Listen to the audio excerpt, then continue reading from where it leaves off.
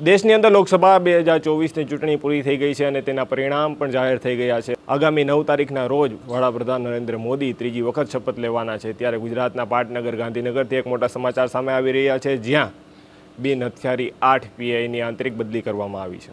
વૈષ્ણવજન તો તેને કહીએ જે પીડ પરાઈ જાનાને રે।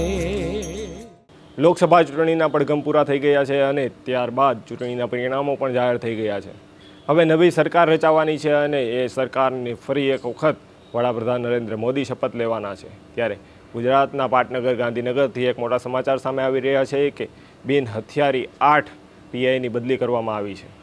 બદલીની વાત કરીએ તો એસઆર મૂછાડ કે જેઓ અડાલજ પોલીસ સ્ટેશન 1 ખાતે ફરજ બજાવતા હતા, તેમની સાંતેજ પોલીસ સ્ટેશન ખાતે બદલી કરવામાં આવી છે। ત્યારબાદ બીબી ગોયલ કે જેઓ દહેગામ પોલીસ સ્ટેશન ખાતે ફરજ બજાવતા હતા, તેમની સેક્ટર 7 પોલીસ સ્ટેશન 1 ખાતે બદલી કરવામાં આવી છે।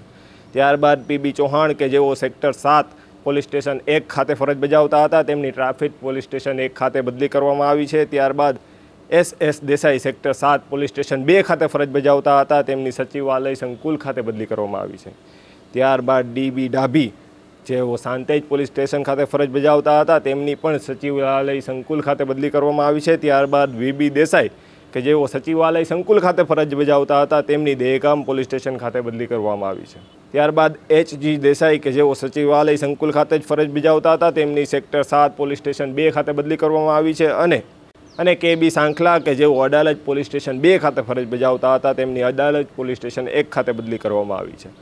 આ બિન હથિયારી પીઆઈની ગાંધીનગરની આંતરિક બદલીના સમાચારો છે અને તે ગાંધીનગર જિલ્લા વડાના આદેશ અનુસાર બદલી કરવામાં આવી છે। જો આપને આવા જ સમાચારો પસંદ આવતા હોય તો નવજીવનની આ ચેનલને લાઇક, સબસ્ક્રાઇબ અને શેર કરવાનું ભૂલશો નહીં। નમસ્કાર। વૈષ્ણવજન તો તેને કહીએ જે પીડ પરાઈ